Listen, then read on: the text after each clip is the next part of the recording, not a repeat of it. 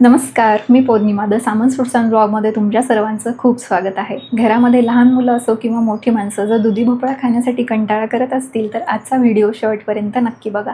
आज आपण करतोय अतिशय पौष्टिक व तितकेच चवदार अशी रेसिपी. आज आपण बनवतोय मस्त असे पौष्टिक मऊ लुसलुशीत असे मूगडाळ व दुधीचे पराठे व त्याचसोबत मस्त असा थंडगार चविष्ट असा दुधीपासून रायता. हा कॉम्बो खाण्यासाठी इतका टेस्टी लागतो की घरातले अगदी आवडीने खातील. तर व्हिडिओ स्किप न करता शेवटपर्यंत नक्की बघा आणि चॅनलवर जर नवीन असाल तर चॅनलला नक्की सबस्क्राईब करा. पटकन आपण रेसिपीला सुरुवात करूया.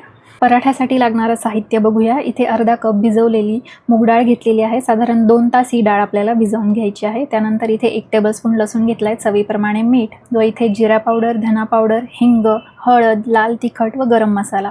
तर इथे गरम मसाला, लाल तिखट जे आहे ते तुमच्या तिखटाच्या आवडीप्रमाणे घेऊ शकता. बाकी सर्व छोटा छोटा अर्धा चमचा घ्यायचा आहे. त्यानंतर इथे कलंजी व थोडेसे तीळ घेतलेले आहे. त्यानंतर इथे एक दुधी भोपळा घेतलेला आहे, कोवळा व साधारण असा छोट्याशा आकारामध्ये असलेला घेतलेला आहे. त्यानंतर इथे आपल्याला थोडीशी बारीक चिरलेली कोथिंबीर लागणार आहे, पाववाटी बेसन लागणार आहे व इथे 1 कप मी गव्हाचं पीठ घेतलेलं आहे. जसं लागेल तसं आपण इथे गव्हाचं पीठ जे आहे ते वाढवणार आहोत. तर इथे सर्वप्रथम आपल्याला मूग डाळ जी आहे ती मिक्सरमधून बारीक करायची आहे. सर्वसाधारण आपल्याला ही जी डाळ आहे ती अशी जाडसरच ठेवायची आहे, एकदम पेस्ट अशी करायची नाही. पल्स मोडवरती 1-2 वेळेस त्याला फिरवून छान अशी जाडसरच डाळ आपल्याला ही वाटून घ्यायची आहे. हे बघा अशा प्रकारे, म्हणजे पराठ्यामध्ये खाताना ही जी डाळ आहे ती छान अशी लागते. हे बघा अशी जाडसर अशी ही डाळ जी आहे ती मी छान अशी वाटून घेतलेली आहे. आता इथे दुधी भोपळा जो आहे तो आपण कट करून घेऊया. सर्वप्रथम स्वच्छ असा दुधी भोपळा धुवून घ्यायचा आहे. त्याचा मागचा व पुढचा भाग जो आहे तो काढून घ्यायचा आहे. त्यानंतर ह्याची साल काढून आपण 2 भाग करून घेणार आहोत. तर इथे अर्ध्या भागाचा रायता करणार आहे व अर्ध्या भागाचे आपण पराठे करणार आहोत. तर पराठ्यासाठी इथे मी मोठा भाग ठेवलेला आहे व छोटा भाग रायत्यासाठी ठेवलेला आहे. ह्याच्या साली मी काढून घेतलेल्या आहेत. आता रायत्यासाठी लागणारा जो भोपळा आहे, दुधी भोपळा, तो आपण छान असा बारीक चॉप करून घेऊया किंवा तुम्ही जाड खिसणीने ह्याला खिसून देखील घेऊ शकता. पण मी इथे साधारण असे छोटे छोटे एकदम बारीक असे ह्याचे काप तयार करून घेत आहे. तेलामध्ये परतल्यावर हे जे काप आहेत ते अगदी अजून छोटे होतात व खाण्यासाठी मस्त लागतात. जर तुम्हाला असे काप करायचे नसतील तर तुम्ही मोठ्या खिसणीवरती ह्याला छान असं खिसून घेतलं तरी पण चालेल. हे बघा अशा प्रकारे इथे मी छान असे छोटे काप करून घेतलेले आहेत. आता हा जो मोठा भोपळा आपण ठेवला होता तो पराठ्यासाठी तो खिसून घेऊया. तर इथे साधारण अशी मोठीच खिसणी वापरलेली आहे मी. तर आता हे जो भोपळा आहे तो आपण खिसून घेऊया. तर हे बघा इथे भोपळा पूर्णपणे छान असा खिसून घेतला, मस्त जाडसर असा ह्याचा खीस तयार करून घेतला आहे. तुम्हाला हवं तर तुम्ही बारीक चाळणीवरती बारीक पण ह्याचा खीस जो आहे तो तयार करून घेऊ शकता. आता यामध्ये आपण वाटलेली मुगाची डाळ, गव्हाचं पीठ व डाळीचं पीठ जे आपण घेतलं होतं ते घालूया. आता यामध्ये लागेल तसं तसं आपल्याला गव्हाचं पीठ जे आहे ते वाढवायचं आहे. सुरुवातीलाच एकदम घालायचं नाही आहे, म्हणून मी इथे 1 कपच घेतलेला आहे. त्यानंतर आपण लागेल तसं हळूहळू यामध्ये पीठ जे आहे ते घालून घेऊया. आता यामध्ये सर्व मसाले, कोथिंबीर, मीठ व लसूण जे आहे ते मी इथे घालून घेतलेली आहे. आता यामध्ये तुम्हाला जर लगेच तीळ व कलोंजी घालायचे असतील तर तुम्ही मिक्स करू शकता. पण मी इथे पराठा करताना त्याला वरून लावणार आहे, म्हणजे ते दिसण्यासाठी पण छान दिसतं व खाण्यासाठी पण मस्त लागतं. यासाठी तुम्हाला हवं तर तुम्ही यामध्ये डायरेक्टली घालू शकता. आता आपण पीठ जे आहे ते मळून घेऊया. आता पाणी वगैरे इथे घालण्याची आपल्याला अजिबात गरज नाही आहे, कारण मुगाच्या डाळीची पेस्ट व दुधी देखील इथे पाणी सोडतो. त्यामुळे इथे आपल्याला याच दुधीच्या पाण्यामध्ये व मूग डाळीमध्ये हे जे पीठ आहे ते छान असं मळून घ्यायचं आहे. वरून पाणी अजिबात यामध्ये घालायचं नाही. तर इथे बघा साधारण असं चिकट पीठ लागतं, छान असं घट्ट पीठ मळून घ्यायचं आहे. तर यामध्ये मी आता अजून साधारण 1 कप एवढं गव्हाचं पीठ जे आहे ते घातलं, म्हणजे एकूण मला 2 कप एवढं गव्हाचं पीठ जे आहे ते इथे लागलेलं आहे. आता इथे मी छान असं पीठ मळून घेतलं आहे. थोडंसं ह्याला तेल लावायचं व मळून ठेवायचं.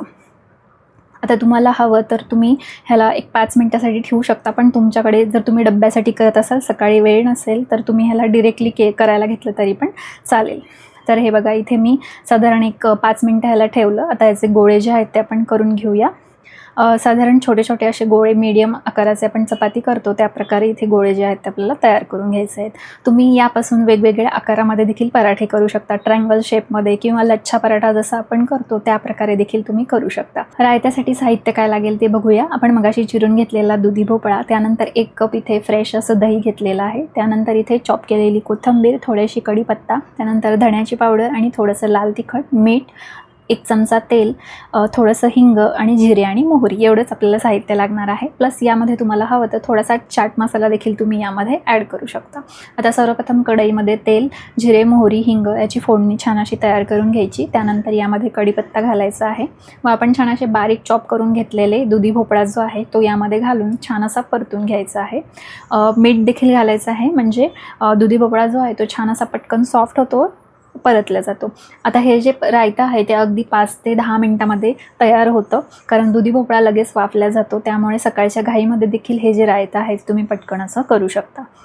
आता त्यावरती झाकण ठेवायचं आहे व त्याला छान अशी वाफ काढून घ्यायची आहे. तोपर्यंत आपण इथे दही जे आहे ते छान असं क्रीमी फेटून घेऊया. अशा प्रकारे यातल्या सर्व गुठळ्या आपल्याला मोडून घ्यायच्या आहेत.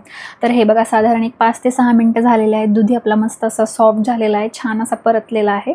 आता शेवटी यामध्ये हळद, त्यानंतर धण्याची पावडर, थोडंसं लाल तिखट जे आहे ते घालायचं आहे. लाल तिखट एकदम कमी प्रमाणामध्ये ठेवायचं आहे. तर स्वादासाठी आपण यामध्ये लाल तिखट जे आहे ते घातलेलं आहे. तुम्ही यामध्ये हवा तर थोडासा चाट मसाला देखील घालू शकता. वरून मस्त कोथिंबीर घालायची आणि आपलं रायता तयार झालेलं आहे.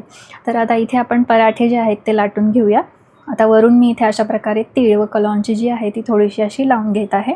तुम्ही डिरेक्टली पिठामध्ये देखील टाकू शकता. आता याला पीठ लावून छान असं दोन्ही साईडने आपण कोट करून ह्याला लाटून घेऊया. आता तुम्ही जर इथे डाएट करत असाल तर तुम्ही यामध्ये मिलेट फ्लावर देखील वापरू शकता, म्हणजे पूर्णपणे एकदम हेल्दी व टेस्टी असा तुमचा ब्रेकफास्ट किंवा लंच, डिनर तुम्ही काही म्हणू शकता, कारण हे जे आहे ते पोटभरीचंच आहे.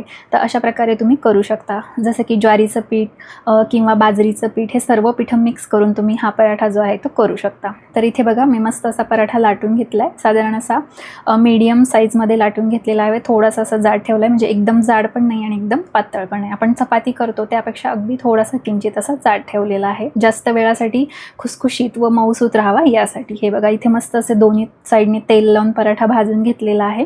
अशाच प्रकारे इथे सर्व पराठे जे आहेत ते तयार करून घेणार आहे. तर इथे आपले मस्त असे दुधीचे पराठे व छान असं खमंग दुधीचं रायतं जे आहे ते तयार झालेलं आहे.